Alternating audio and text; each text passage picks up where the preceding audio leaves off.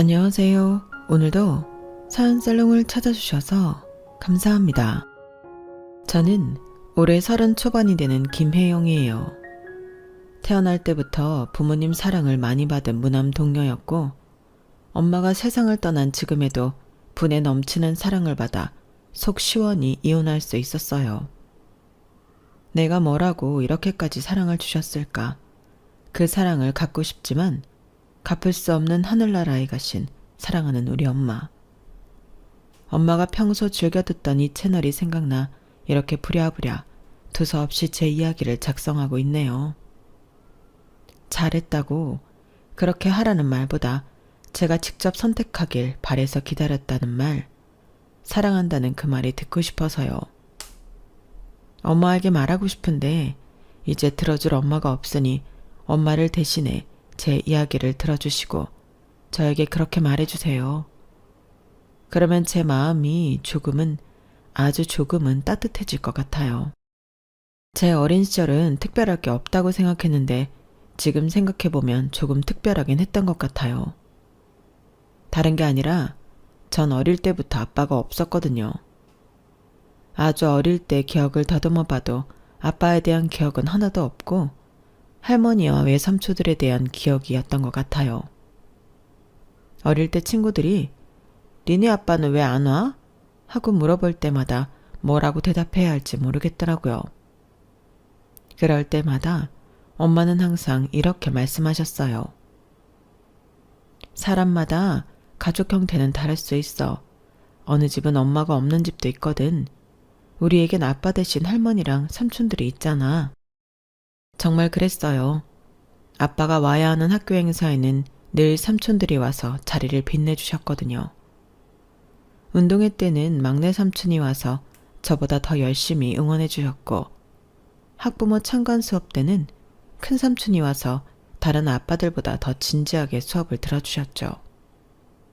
그리고 제가 5학년이 되었을 때 아빠라는 존재를 알게 되었어요. 결혼 전 엄마가 임신을 하게 되었는데 아빠라는 사람은 무책임한 사람이었죠. 그리고 제가 5학년 되던 해 미국에 이민가 살고 계신 아빠가 초청해 미국에 갔었어요. 부모님은 다시 핑크빛이 돌며 결혼 이야기가 오갔던 기억인데 거기까지였죠. 아빠도 친가도 경제적으로 넉넉한 분들이셨지만 자신들의 일에 책임감이 없는 사람들이었던 거예요. 다시 한국으로 온 엄마는 미국에 갈 생각을 안 하셨고, 저 역시 그런 아빠는 없어도 된다는 생각에 삼촌들을 의지하며 살았죠. 다행인 건 삼촌들이 2명이라 항상 북적거렸기에 외롭지 않게 클 수 있었던 것 같아요. 엄마는 학교 선생님이셨는데 아침 일찍 출근하지만 일찍 퇴근하셔서 저녁 시간에는 저와 늘 함께 해주셨어요. 다른 친구들 엄마들은 늦게까지 일하느라 바쁘셨는데 우리 엄마는 항상 집에 일찍 오셔서 저녁을 함께 먹고 숙제도 봐주시고 그랬거든요. 오늘 학교에서 뭐 했어? 수학 시간에 선생님이 칭찬해 주셨어요. 문제를 제일 빨리 풀었다고. 우리 딸 정말 똑똑하네. 그런데 어떻게 그렇게 빨리 풀 수 있었을까? 엄마는 항상 제가 한 일에 대해 자세히 물어보셨어요. 그냥 잘했네 하고 넘어가는 게 아니라 어떤 과정을 거쳤는지, 어떤 생각을 했는지까지 궁금해 하셨죠. 어릴 때부터 저에게 도움되는 이런저런 말씀들을 해주셨는데 그 중에서도 가장 기억에 남는 건 이거였어요. 작은 메모지를 가지고 다니면서 기록하면 머릿속에 더 잘 남아. 핸드폰에 적으면 되잖아. 아니야, 손으로 직접 쓰는 게 더 잘 외워져. 기억이라는 게 시간이 지나면 흐려지고 편리한 대로 기억하게 되거든. 그런데 한 번 적은 과정을 해주면 한 번 더 생각하게 되면서 기억도 더 오래 남는 거야. 그래서 엄마는 항상 작은 메모장을 가방에 넣어 다니셨어요. 시장에서 뭘 샀는지, 누구를 만났는지, 오늘 있었던 특별한 일은 뭔지, 사소한 것들까지 다 적으시더라고요. 나도 엄마처럼 예쁜 메모장 갖고 싶어. 그래? 그럼 내일 문구점에서 예쁜 거 하나 사자. 그렇게 시작된 게 일기 쓰는 습관이었어요.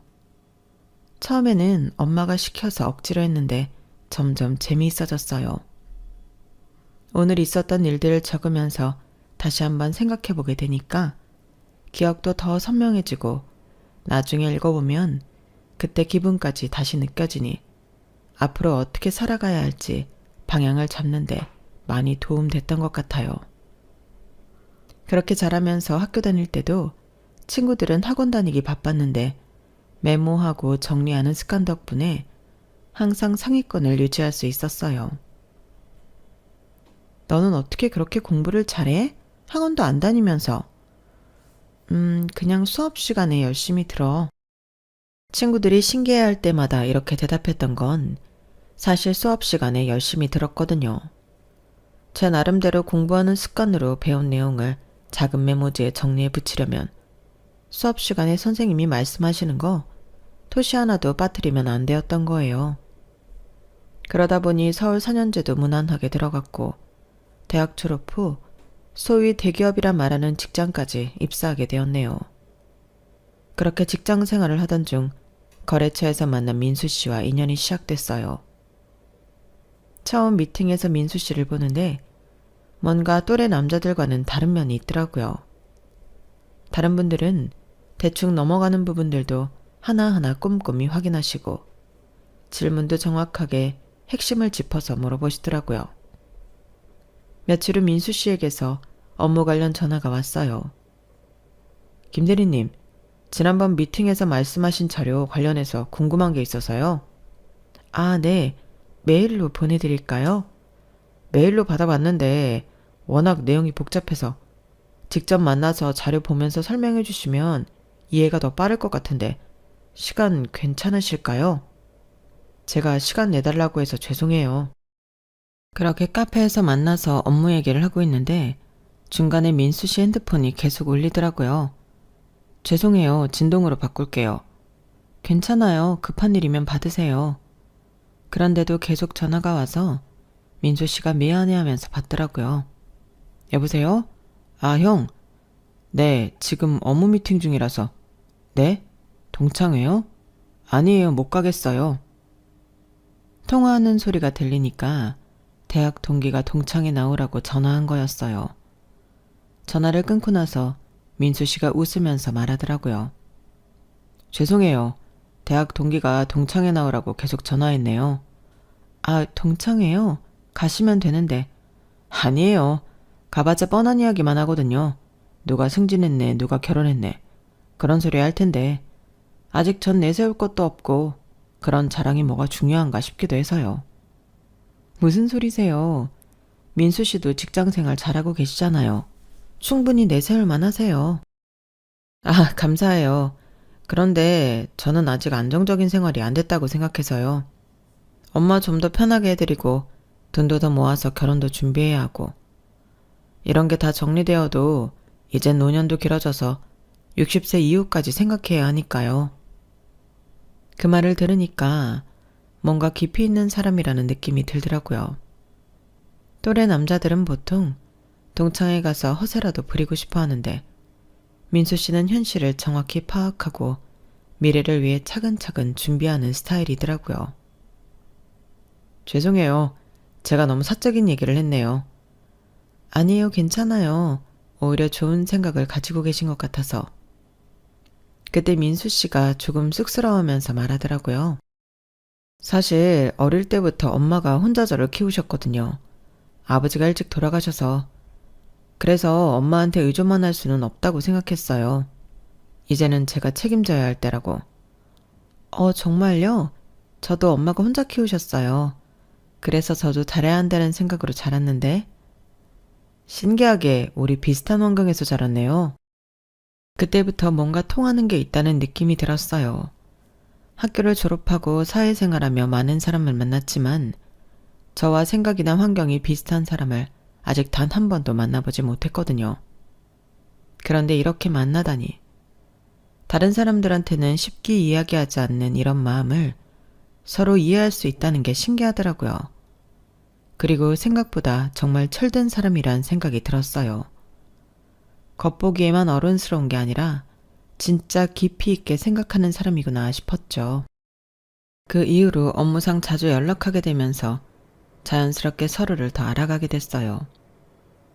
처음에는 정말 순수하게 업무 때문이었는데 점점 개인적인 이야기도 많이 나누게 되었던 거죠. 그렇게 자연스레 연인이 되었고 1년 정도 사귀다 결혼까지 하게 되었네요. 결혼을 준비하면서 처음으로 시댁 식구들을 만났을 때는 정말 좋은 인상이었어요. 시누이는 저보다 5살 많은데 아직 결혼 안 한 상태였고 홀 시어머니가 있으셔서 사실 걱정을 하긴 했어요. 워낙 홀 시어머니 하면 시집살이를 시키네 뭐네 이야기를 들었으니까요. 하지만 걱정했던 게 무색할 만큼 정말 따뜻하신 분이었죠. 새언니, 우리 오빠가 정말 좋은 사람 만났네요. 신우도 성격이 털털하고 좋아 보였어요. 첫 만남부터 스스럼 없이 나이도 5살이나 어린 절 새언니라고 부르면서 편하게 대해주더라고요. 처음 만난 자리에서 시어머니는 예쁜 작은 향수를 선물로 주시며 말씀하셨어요. 우리 며느리 될 사람이구나. 앞으로 잘 부탁한다. 감사합니다, 어머님. 저야말로 잘 부탁드려요. 그때 진짜 가족처럼 잘 지내야지 싶은 마음이 들었죠. 민수 씨도 옆에서 흐뭇하게 웃고 계시고 분위기가 너무 좋았거든요. 우리 집은 별거 없지만 가족끼리 정말 화목해. 이제 우리 가족 되는 거니까 편하게 생각해. 저도 그렇게 생각하고 있어요. 하지만 핑크빛 시댁은 그때가 마지막이었어요. 결혼 후 첫 외식이 문제의 시작이었어요. 사실 돌이켜 생각하니 그때부터 문제였구나 싶은 거지만 그땐 그런 건지도 모르고 지나갔었죠. 어쨌든 새 가족이 왔으니 맛있는 거 사주겠다며 어머니가 자주 가는 냉면집이라고 데려가 주셨는데 소불고기랑 냉면을 거하게 주문하시더라고요. 여기 정말 맛있어. 우리가 자주 오는 곳이야? 네, 맛있겠네요. 그런데 음식이 나오자마자 시어머니가 투덜거리기 시작하셨어요. 양이 줄었네. 예전엔 이것보다 훨씬 많이 줬는데. 그래도 충분한 것 같은데요. 아니야, 분명히 줄었어. 요즘 물가가 오르니까 양도 줄이나 봐. 결국 음식이 모자랄 것 같다며 2어개를 더 시켜셨는데 먹어보니 양이 적은 건 또 아니라는 이상한 말씀을 하셨어요. 그리곤 음식을 반 이상 남기셨죠. 그러더니 갑자기 속이 안 좋다며 화장실에 가시더라고요. 엄마, 괜찮으세요? 신우도 엄마 걱정된다며 따라가더라고요. 저와 민수 씨만 남아서 한참을 기다렸는데 계속 안 나오시길래 안 되겠다 싶어서 제가 계산하고 나왔어요. 그런데 신기하게도 제가 계산하고 나오는 순간 시어머니와 신우가 화장실에서 나오시는 거예요. 어머, 벌써 계산했어? 네, 너무 오래 기다리시는 것 같아서요. 미안해, 속이 좀 안 좋아서. 원래 내가 사려고 했는데. 그땐 그런가 보다 하고 넘어갔는데 집에 와서 습관처럼 하루를 마무리하며 일기를 쓰려고 앉으니까 뭔가 타이밍이 묘했다는 생각이 들더라고요. 시어머니가 화장실 간 타이밍이 왜 하필 계산할 때였을까? 설마. 그런 생각이 들었지만 새 가족이니까 좋게 생각하자 하고 넘어갔어요. 그리고 10만 원 조금 넘게 나왔는데 고작 그 돈 때문에 그런 짓을 한다는 게 웃기기도 했으니까요. 그런데 신혼생활 1달 정도 지나면서 뭔가 이상한 점들이 하나둘 보이기 시작했어요. 시어머니가 전화할 때마다 혜영아 하고 애교 섞인 목소리로 시작하시는데 그때마다 뭔가 부탁할 게 있으실 때더라고요. 그 안부 인사할 때는 며느리야 하고 딱딱하게 부르시거든요. 그런데 그게 시작이었어요. 1달 정도 지나서 시어머니가 전화를 하셨거든요. 혜영아, 나 부탁 하나만 해도 되니? 네, 뭐든지 말씀하세요. 개 모임에서 여행을 가기로 했는데 입을 옷이 마땅한 게 없어서 옷값으로 30만 원만 보내줄 수 있을까? 30만 원이요? 괜히 같이 가면 네가 눈치 보일까 봐서. 그냥 통장으로 보내주면 내가 알아서 살게. 어머님 죄송한데 갑자기 30만 원은 좀 부담스러워요. 그래? 그럼 어쩔 수 없지. 민수한테 전화해봐야겠네. 제가 은행 인출기도 아니고 갑자기 전화해서 돈 달라면 돈을 보내준다고 생각하시는 건 아니라고 생각했죠. 사실 그때 좀 당황스러웠어요. 결혼 전에는 그런 얘기가 전혀 없었거든요. 민수 씨도 우리 엄마는 독립적이셔서 절대 자식한테 손 벌리지 않으신다 라고 자랑스럽게 말했거든요. 그런데 결혼하자마자 이런 식으로 나오시니까 뭔가 속은 기분이랄까요? 게다가 저한테 먼저 말하지 않고 남편한테 전화하겠다는 식으로 압박하시는 것도 기분이 좋지 않았어요. 그래서 못 드린다고 최대한 애들로 말했는데 그런 건 상관없으신 것 같았어요. 별 다른 말 없이 정말 저렇게 전화를 끊으셨거든요. 결국 시어머니 말씀대로 남편이 보내준 듯 했고 그날 밤 퇴근해서 남편과 이야기를 나눴어요. 당신 앞으로도 계속 그럴 거야? 그렇게 달라는 대로 주면 우린 언제 돈 모으고 앞으로 애는 어떻게 키워? 미안해. 나도 알아. 그러지 말아야 한다는 거. 그런데 갑자기 끊을 수 없잖아. 서서히 줄여나갈게. 이해해줘. 어? 남편 말도 이해가 됐어요. 저희 엄마는 교사연금이 있어서 노후 대비가 탄탄한 반면 시어머니는 그렇지 못하니까 남편도 늘 안타까워했던 면이 있었거든요. 알았어. 대신 내가 임신하기 전까지 끝내줘. 임신하면 출산 후 대비를 해야 하는데 그때도 이러면 나 정말 화낼 거야? 그래, 약속할게. 그런데 2주 후에 또 전화가 왔어요. 혜영아, 정말 미안한데 무릎이 너무 아파서 수술을 해야겠어.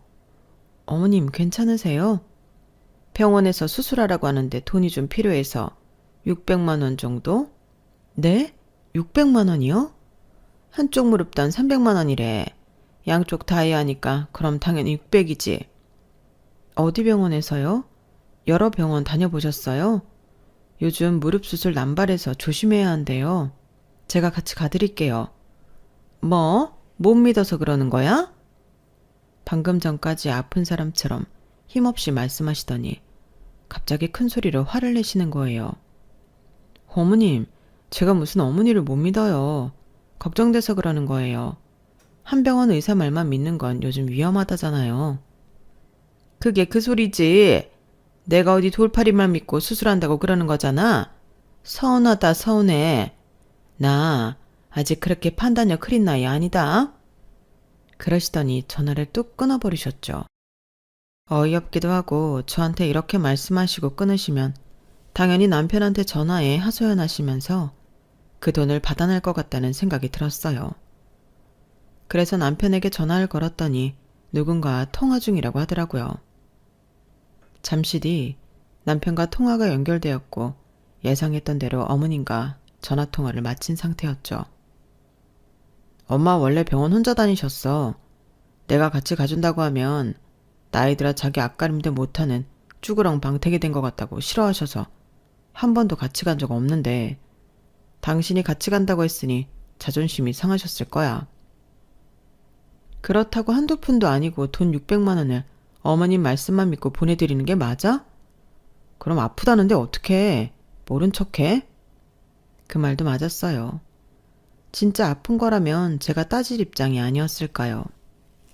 결국 남편과 합의 끝에 600만 원을 다 보내드리는 건 부담이고 최대한 양보하고 양보해서 200만 원을 보내드렸어요.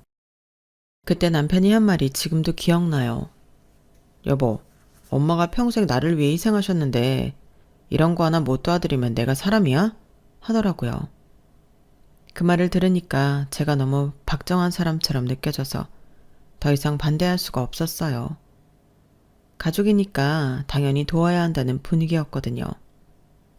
그런데 며칠 뒤에 신우 SNS를 보다가 깜짝 놀랐지 뭐예요. 명품 백을 새로 샀다고 인증샷을 올린 거예요. 신우는 별다르게 직장을 다니거나 아르바이트를 하는 것도 아니었거든요. 오늘의 쇼핑, 원래 마음에 드는 것보다 작은 거 살 수밖에 없던 이유는 비밀? 사진 밑에 단 코멘트를 읽는 순간 이상한 느낌이 들었어요. 왜냐하면 결국 시어머니가 수술을 안 하셨거든요. 돈을 보내드린 다음 날 전화가 와서는 이렇게 말씀하셨죠. 혜영아, 생각해보니까 네 말이 맞는 것 같아. 내가 아직 나이가 많은 것도 아니고 수술 덜컥 했다가 네 말처럼 부작용이나 이런 거 생기면 어떡해? 좀 더 지켜보는 게 나을 것 같아. 다행이에요, 어머님. 무릎은 어떠세요? 괜찮아. 견딜만 해. 그래도 혹시 모르니까 돈은 통장에 잘 넣어뒀어. 그런데 며칠 뒤 신우가 딱 그 금액만큼 되는 명품백을 산 거죠. 가격을 검색해보니 정확히 200만 원이더라고요.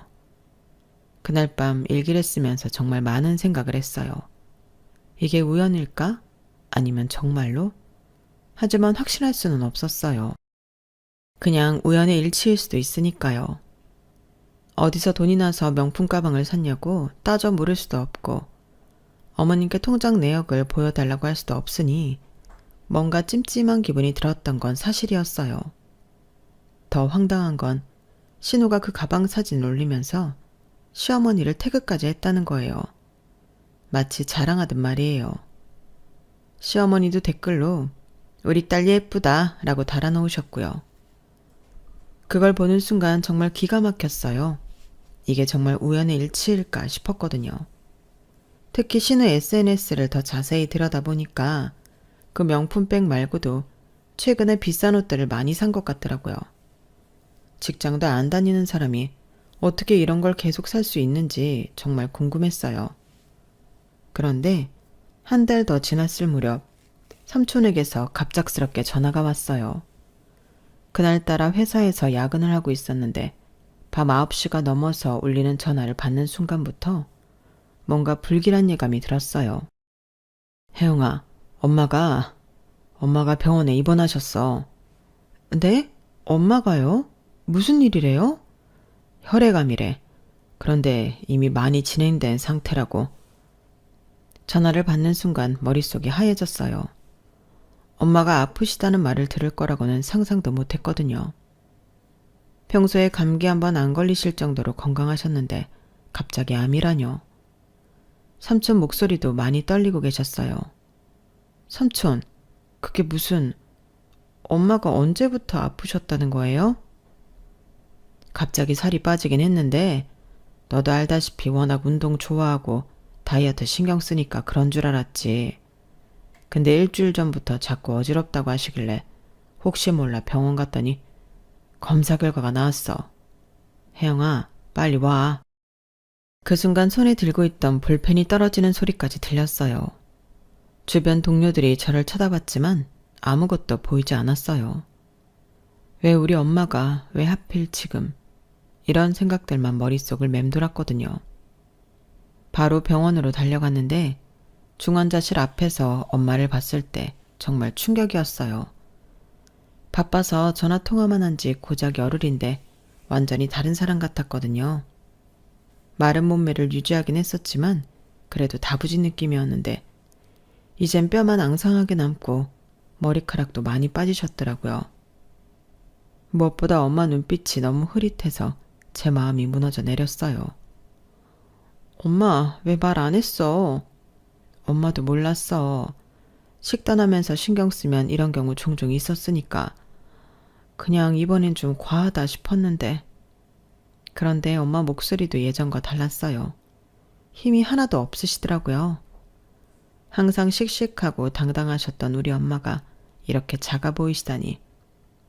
병실에서 나와서 한참을 울었던 것 같아요. 하지만 의사 선생님 말씀은 더 절망적이었어요. 이미 온 몸으로 전이가 된 상태라고 처음 증상이 나타나고 병원에 오기까지 시간이 너무 오래 걸렸다고 하시더라고요. 엄마는 평소 아픈 소리 한번 안 하는 성격이셨거든요. 조금 어지럽고 피곤해도 나이 들어서 그런가 보다. 요즘 날씨가 더워서 그런가 보다 하고 넘기셨던 거예요. 의사 선생님 말씀으로는 보통 이런 증상들이 꽤 오래전부터 있었을 거라고 하시는데 엄마는 그걸 다 운동하고 중간중간 다이어트 하면서 생기는 현상이라고 착각하고 넘어가셨던 거예요. 선생님, 그럼 치료는 어떻게 해야 하나요? 완치 가능한가요? 일단 항암 치료를 시작해 보겠습니다. 하지만 솔직히 말씀드리면 많이 늦은 상태입니다. 길어봐야. 의사 선생님도 말을 흐리셨지만 그 무거운 침묵과 표정만 봐도 알 수 있었어요. 몇 개월, 어쩌면 몇 주일 수도 있다는 뜻이었죠. 그때부터 제 일상은 완전히 바뀌었어요. 회사 다니면서 병원 왔다 갔다 하는 게 일상이 되었죠. 남편도 처음에는 이해해주면서 같이 병원에 다녀주었어요. 괜찮아. 어머니 곧 나으실 거야. 고마워 자기야. 자기가 있어서 든든해. 하지만 시간이 지날수록 엄마 상태는 좋아지지 않았어요. 혈액암은 고형암과 달리 수술로 제거할 수도 없고 항암 치료 효과도 떨어진다고 하시더라고요. 게다가 이미 온 몸에 퍼진 상태라서 치료보다는 통증 완화에 집중할 수밖에 없다는 말씀을 들었을 때 정말 절망적이었어요. 엄마도 그걸 아시는지 점점 말수가 줄어드시고 자꾸 잠만 주무시려고 하셨거든요. 엄마 힘내세요. 치료 받으시면 나아질 거예요. 우리 딸이 걱정이 많네. 엄마는 괜찮아. 그런데 엄마는 마지막까지도 저를 걱정하셨어요. 아픈 건 본인인데 제가 너무 힘들어할까봐 괜찮은 척 하시려고 애쓰시더라고요. 그렇게 한 달 정도 치료를 받으시다가 엄마는 결국 하늘나라로 떠나셨어요. 마지막 순간에도 제 손을 꼭 잡고 계시다가 조용히 눈을 감으셨죠. 장례를 치르는 며칠 동안은 정신이 하나도 없었어요. 어떻게 장례식장에서 문상객들을 맞았는지, 어떻게 발인을 치렀는지 기억이 잘 안 나요. 그냥 멍하니 앉아있기만 했던 것 같아요. 문상객들이 뭔가 위로의 말을 건네도 제대로 들리지 않았고 음식을 먹어도 맛을 느낄 수 없었어요. 엄마가 자주 부르던 제 이름도, 엄마가 해주던 음식 냄새도, 엄마와 나눈 대화들도 모든 게 이제는 추억이 돼버렸다는 현실이 받아들여지지 않았거든요. 밤에 잠들 때마다 내일 아침에 엄마가 전화하실 거야 하는 착각을 했어요. 삼촌들이 엄마 유산 정리 이야기를 하실 때도 귀에 들어오지 않았어요. 혜영아, 엄마가 남긴 건 다 네 것이니까 알아서 정리해라. 누나가 평생 혜영이만 생각하고 사셨으니까 당연히 혜영이가 받아야지. 우리는 바라는 것도 없고. 집, 적금, 보험금. 삼촌들이 차근차근 설명해 주셨지만 그때는 그런 것들이 전혀 중요하지 않았거든요. 엄마만 다시 살아나셨으면 좋겠다는 생각뿐이었어요. 그 모든 것보다 엄마 한 번 더 보는 게 훨씬 소중했으니까요. 그런데 놀라운 건 시어머니였어요. 장례식 3일 내내 장례식장을 지키면서 문상객 맞이하는 것도 도와주시고 음식 나르는 것도 도와주시더라고요. 제가 너무 상심해서 제대로 못하고 있으니까 대신 나서서 이것저것 챙겨주시는 거예요. 혜영아, 너무 상심하지 마. 사돈이 하늘에서 보고 계실 텐데 네가 이렇게 힘들어하면 마음 아파하실 거야. 감사해요, 어머님. 정말 고마워요. 고마울 게 뭐 있어. 이젠 나를 엄마라고 생각해. 알았지? 그때는 정말 고마웠어요. 이런 힘든 시기에 의지가 되어주시는구나 싶었거든요. 그래도 시어머니가 계셔서 든든하다는 생각까진 아니어도 그나마 위안이 되었다고 해야 할까요? 혜영아, 사돈처럼 가까워지려면 시간이 필요하겠지만 그래도 나만이고 가족이잖아. 이젠 친정이다 생각하고 편하게 대해. 나도 이제 딸처럼 생각할 테니까. 그 말씀을 들을 때는 정말 눈물이 났어요. 이렇게까지 절 생각해주는 마음이 따뜻하게 느껴지면서 평소 시어머니를 별로 좋게 생각하지 않았던 제 자신이 부끄러워졌어요.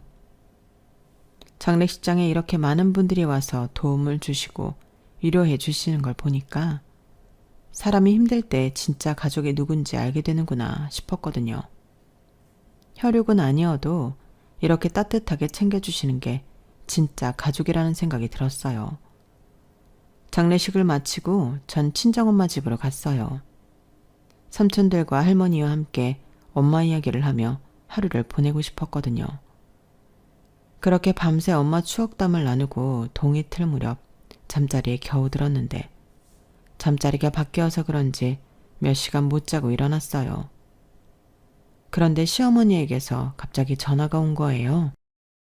혜영아, 일어났니? 시어머니 목소리는 어딘지 모르게 들떠 있었어요. 무슨 좋은 일이 있는 듯한 느낌이었기에 다행히 나쁜 일은 아니구나 안심했죠. 엄마를 떠나보냈는데 티장마저 나쁜 일이 생긴다면 정말 힘들겠다는 생각을 그 순간에 했었거든요. 네, 어머님. 이렇게 일찍 무슨 일이세요?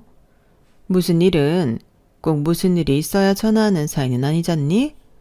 어제 집에서 안 자고 밖에서 자고 온다고 하니까 걱정되고 잘 잤나 해서 전화한 거지. 이제 내가 너 챙겨야지. 누가 챙겨? 안 그래? 순간 좀 당황스럽더라고요. 밖에서 자고 오는 건 맞지만 다른 곳도 아니고 엄마 집인데 그것이 걱정되는 곳인가 싶은 마음이었어요.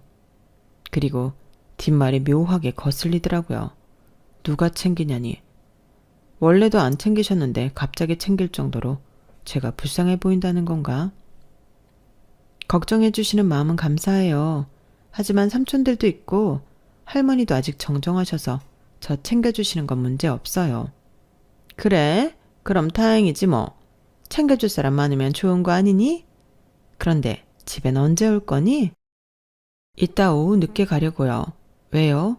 무슨 하실 말씀이라도 있으세요? 그럼 있지. 오후면 늦는데. 점심 밖에서 만나서 먹는 건 어떠니? 아침부터 전화한 게 이상하다 싶었는데 역시 나더라고요. 대뜸 만나 잔소리를 하더니 이렇게 저자세로 제 눈치를 살피는 건 딱 하나. 지금까지 돈 관련된 거 아니면 이렇게 하신 적 없었으니까요. 하실 말씀 있으시면 전화로 말씀하세요. 일어난 지 얼마 안 됐고 엄마 유품도 정리해야 해서 일찍 만나는 건 힘들어요. 그래, 사실 나야 전화로 이야기해도 별로 상관없는데 큰돈은 은행에 직접 가야 한다는데 아니니? 큰돈이라는 단어가 나온 순간 온몸에 소름이 돋았어요. 네? 큰돈이요? 무슨 큰돈이요? 제가 그런 돈이 어딨다고. 왜 없어? 어제 다 들었는데. 사돈이 당신 딸 혼자 남을 걸 생각해서 넉넉히 남겨뒀다며? 삼촌들이 그러던데 뭐. 아, 거의 실신 직전까지 울던데 그래서 정신이 없었구나? 그래, 그럴 수 있지. 정말 기가 막혔어요. 장례식장에서 제가 슬퍼하는 모습까지 다 지켜보고 계시던 거예요. 아니, 소름 끼치더라고요.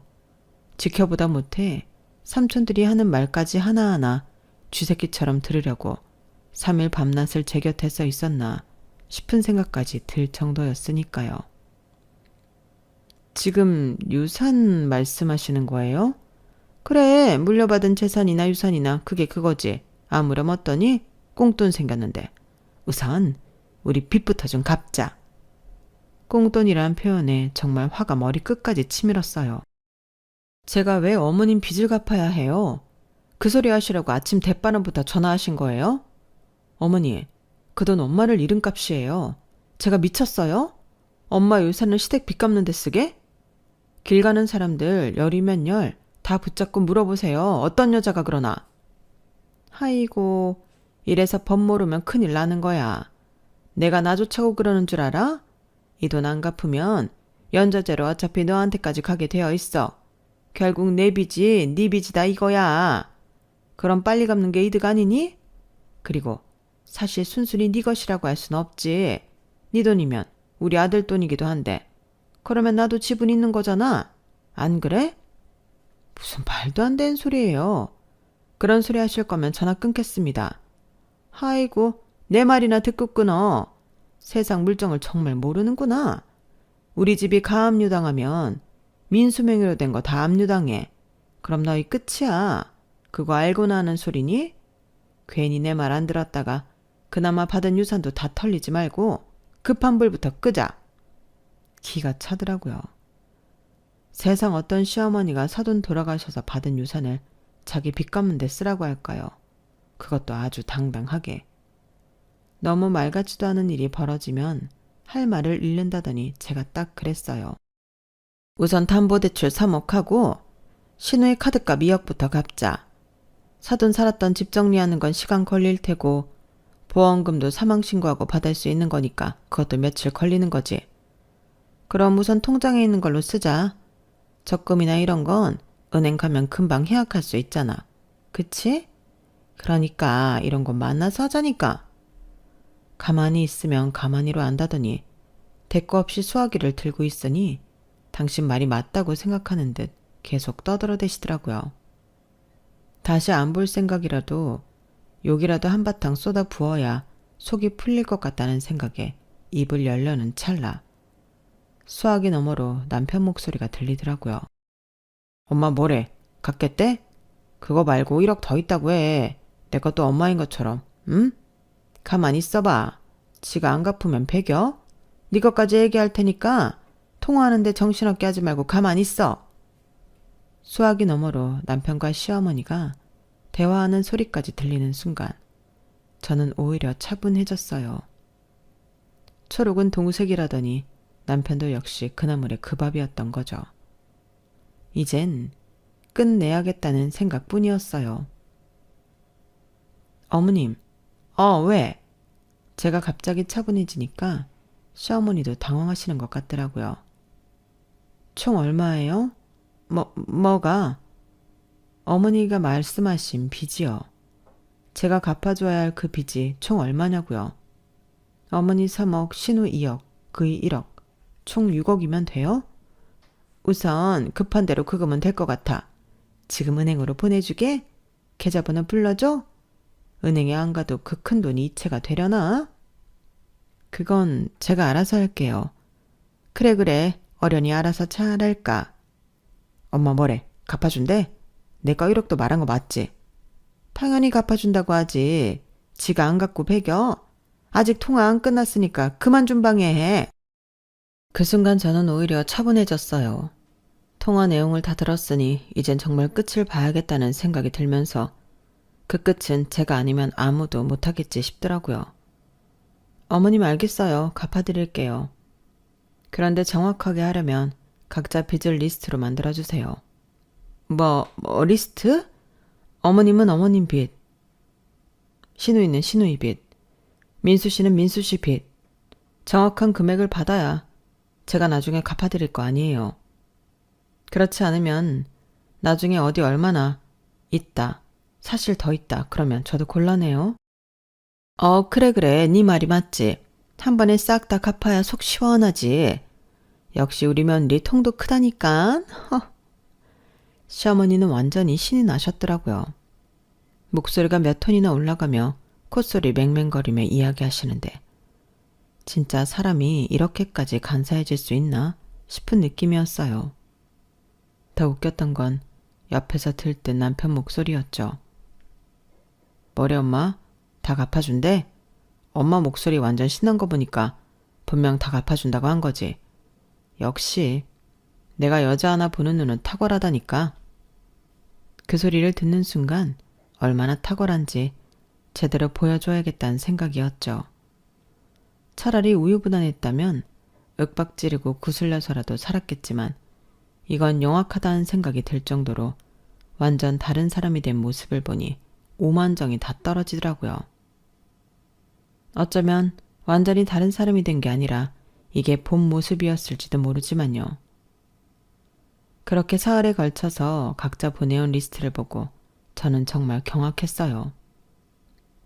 시어머니 집담보대출 3억, 신용대출 1억 5천만 원, 추가로 받은 거래요. 총 4억 5천만 원.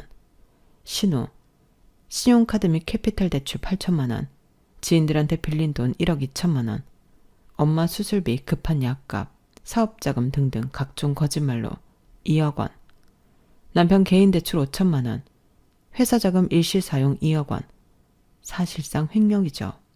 2억 5천만 원. 실제 총액은 9억이었어요. 기가 차더라고요. 능력도 없는 사람이 이리저리 빚을 만든 것도 능력이라면 능력이라고 할 수 있겠죠.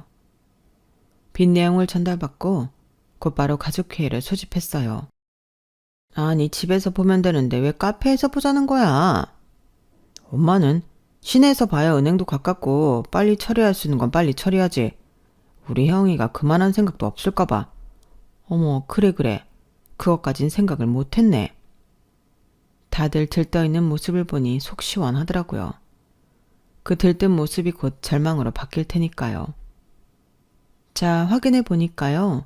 어머님은 4억 5천, 신우는 2억, 민수는 2억 5천, 총 9억이네요. 순간 정적이 흘렀어요. 서로의 얼굴을 바라보는 그들의 표정이 정말 볼만했거든요. 뭐? 시어머니가 먼저 터졌어요. 야, 너 이거 언제 이렇게 빚을 졌어? 니네 나한테 말한 거 말고 더 있었던 거야? 엄마도 1억 5천 더 있었으면서 왜 그래? 이제 그런 거 문제 없잖아. 남편은 완전 당황했더라고요. 그러는 너는 회사 돈을 2억이나 썼다고? 그거 횡령 아니야? 야, 대출이 급한 게 아니라 이게 급하네. 이거 빨리 채우지 못하면 잘리고 깜빵 가는 거잖아. 다들 과간이더라고요. 그때 저는 조용히 봉투를 꺼냈어요. 잠시만요, 모두들. 모든 시선이 저에게 집중됐어요. 다들 쓸데없는 소리 그만해. 혜영이가 조용하라잖아. 그리고 니네 이번에 혜영이가 싹 다 정리해주면 앞으로 그러지 마. 알았어? 그 순간에도 시어머니는 마치 당신 덕분에 이 일이 해결이 되는 것처럼 말씀하시는데 이젠 놀랍지도 않더라고요. 그래 아가. 우리가 다 조용히 할게. 너 하고 싶은 말 다 하렴? 저는 봉투에서 서류를 꺼냈죠. 이혼 조정 신청서예요. 이미 법원에 제출했고요. 뭐야? 남편이 얼굴이 하얘져서 말했어요. 왜 놀라세요? 저는 9억 빚진 가족과 함께 살 생각이 없어요. 그게 무슨 소리냐? 빚 다 갚아준다며? 어디 얼마 있는지 다 알아오라며? 예, 네가 네 입으로 그렇게 말했잖아. 이게 뭐 하는 짓이야? 일부러 그러는 거지. 우리 정신 차리라고. 아, 그런 거였어? 자기야, 나 깜짝 놀랐잖아. 그런 장난 치지 마. 나 심장 떨어지는 줄 알았어. 이게 왜 장난이야? 분수 모르고 빚내서 사는 사람들 빚 갚아주면서 같이 살 생각 전혀 없어. 이토록 진심인 적 없으니까 심장 떨어질 것 같으면 잘 붙잡아. 시어머니가 벌떡 일어났어요. 야, 지금 뭐 하는 거야? 도와준다더니 뭐 하는 짓이야? 남편 심장 떨어진다는데 뭐? 잘 붙잡아? 그래, 돈 가지고 유세 떤다는 거지? 유세요? 어머니는 제가 유세 떠느라 이런 줄 아세요? 도와드리고 있잖아요. 서로 숨겨진 빚 오픈하고 진실된 가족이 될 수 있도록. 뭐야? 남편 얼굴이 하얘져서 말했어요. 진짜야 자기야? 나랑 헤어지겠다고? 내 눈 보고 다시 얘기해봐. 농담이지? 남편이 제 손을 잡으려 했는데 저는 피했어요. 이야기? 당신이 회사 돈 2억을 횡령한 거 알고도 이야기해보자는 말이 나와? 부부 사이에 신용호님이 잃은 것 같은데? 그건 일시적으로 쓴 거야. 금방 갚을 수 있어. 뭘로? 우리 엄마 유산으로? 엄마 돌아가시고 받은 돈이 꽁돈이라 생각해서 빚 청산하는 데 쓰려는 당신들과 가족으로 엮일 생각 없어. 이혼 서류에 도장 찍어서 보내줘. 그거 아니고 소송할 거면 해. 빚 청산할 돈도 없으면서 변호사 선임할 돈은 있는지 모르겠지만. 아, 그것도 빚내서 하려나? 저는 그 말을 뒤로하고 자리에서 일어났죠. 그렇게 간다고? 야, 너는 네 마누라 좀 어떻게 해봐. 매달리든 뭐든 어떻게 해야 할 거 아니야. 너 때문에 나까지 망하는 걸 보려고 그래? 카페 문 앞까지 오는 그 짧은 사이에 어찌나 큰 소리로 서로 헐뜯기 시작하는지 단 한 명도 자신이 잘못했다는 사람은 없고 서로 남탓만 하고 있더라고요. 그렇게 저는 이혼했어요. 당연히 빚 청산할 돈도 없는데 변호사 선임할 돈이 어디 있겠어요. 이혼 협의서에 도장 찍는 수밖에 없었죠. 그 후 차례대로 초토화된 소식들이 들려왔어요. 전 남편은 회사에서 해고당했고 고발당했어요. 회계감사에서 2억이라는 거금이 빠진 게 발각되니까 당연히 즉시 해고였죠.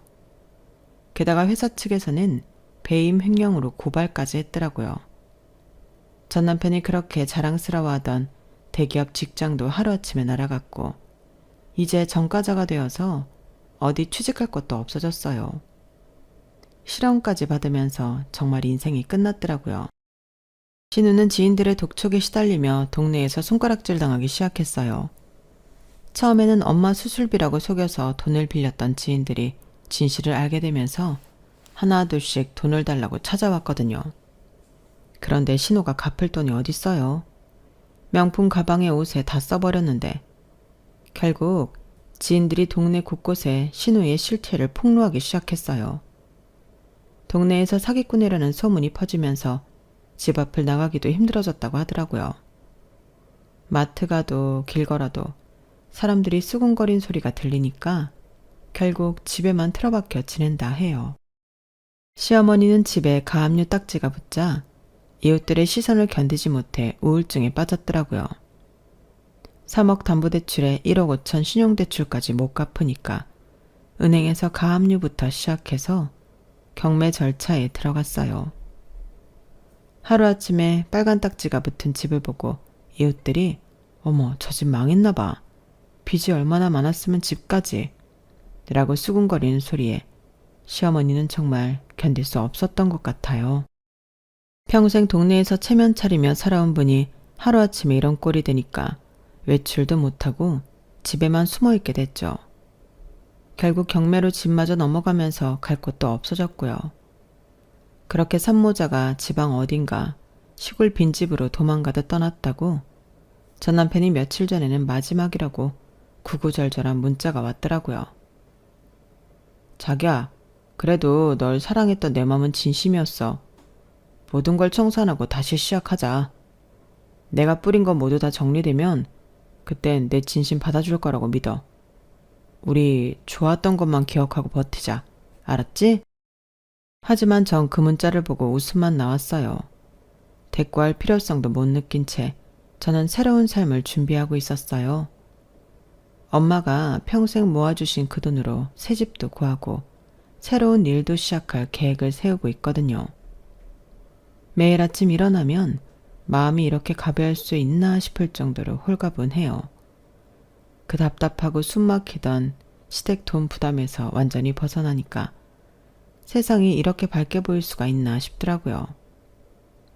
엄마가 세상을 떠난 지금에도 분에 넘치는 사랑을 받아 속 시원히 이원할 수 있었거든요. 내가 뭐라고 이렇게까지 사랑을 주셨을까? 그 사랑을 갚고 싶지만 갚을 수 없는 하늘나라에 가신 사랑하는 우리 엄마에게 보답하는 건 잘 사는 거겠죠?